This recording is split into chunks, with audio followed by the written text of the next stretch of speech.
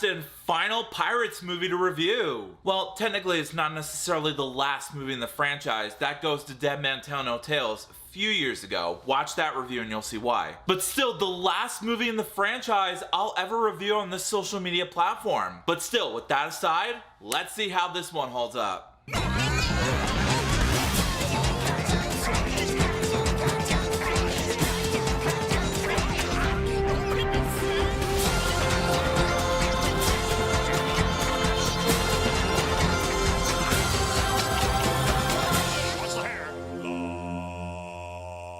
Yo, what is up, my Cinedroids? G to the S here.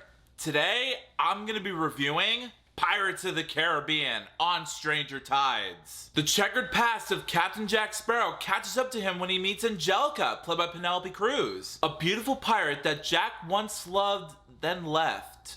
Never quite caught that, to be 100% honest with you. I'll get to that later. But anyway, she forces him to accompany her to the Queen Anne's Revenge, the ship of the notorious Blackbeard, played by Tai Lung from Kung Fu Panda, Ian McShane. Accompanied by a zombie crew, the trio sets out to find the legendary Fountain of Youth. However, Jack's rival, Barbossa, also seeks the fountain, as does a ship from Spain. Now, I know everyone has bashed on this movie a lot, saying that the story was nonsensical, the characters were two-dimensional, and the comedic timings too cartoony and very slapstick. But in my honest opinion, I actually found this movie to be very enjoyable. I mean, yeah, sure, there are a few problems that I will address in this review momentarily, but regardless, I actually really enjoyed this movie. Yeah, sure, all the characters do is stand around, talk strategy, and not do anything action-oriented. But for me, I feel like some of the dialogue scenes are needed because I was fully invested in what these characters are going through. And in terms of the movie's use of story, plotline, and execution, I was fully intrigued from start to finish. Yeah, sure, in terms of comedic timings and humor,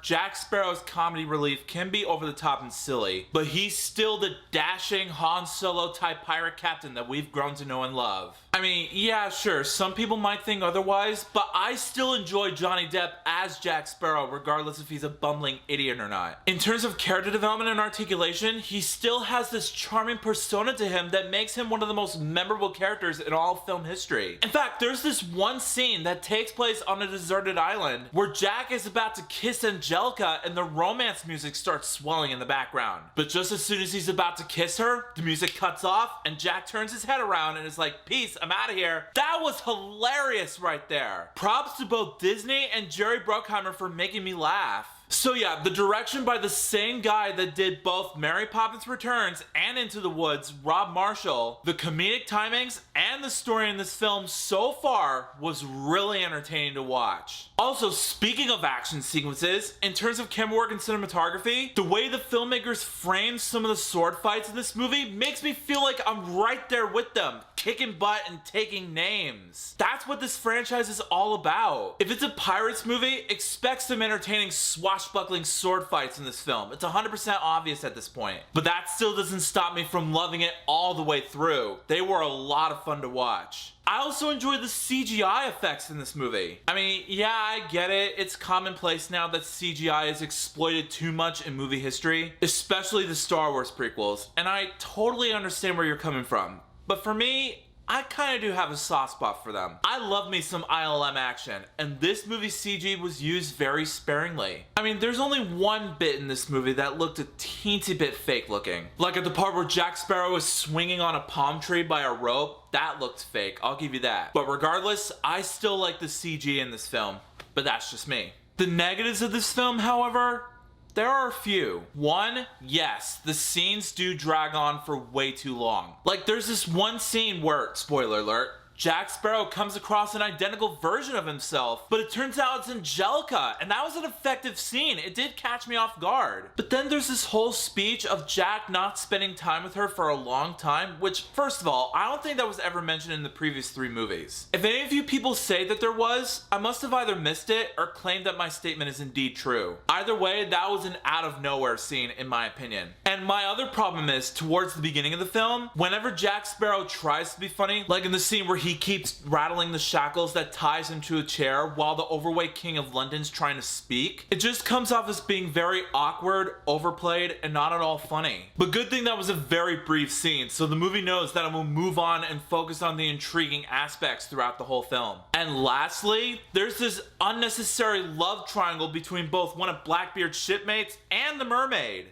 Yeah, typical Disney romance, right? But still, if they would just cut that out of the film, it wouldn't change anything whatsoever. Now, give them credit, at least it was better than that cringy comedic wedding scene in Dead Man Tell No Tales, so I'll give them that. But I still find it to be really cheesy and generic. Rob Marshall, I know you're a very talented director for Disney movies, but that whole Little Mermaid subplot in the middle of it was super cheesy and out of place. But you know, I shouldn't be mad at him. He did an incredible job with Mary Poppins Returns just recently. Check out my review of that and you'll see why. So let's see if he can keep retaining that record. But guys, in the end, despite those few major cons, I still had a fun time watching this movie. Some might even say that it's my guilty pleasure film, per my personal flavor of choice. It had the right amount of intrigue, fun and likable characters, an entertaining story, and some exciting swashbuckling action sequences. So as a result, I rate Pirates of the Caribbean on Stranger Tides 4 out of 5 stars.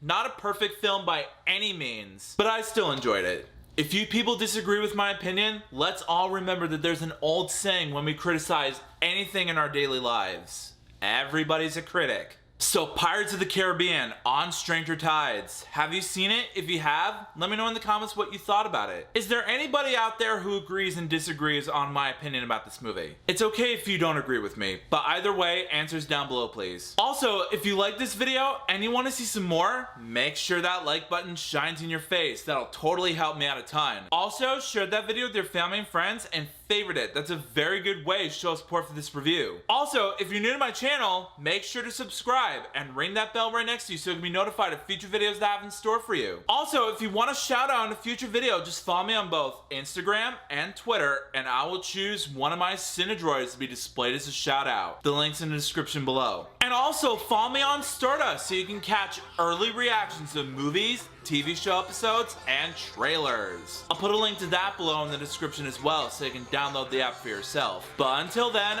I'll see you next time. Peace out.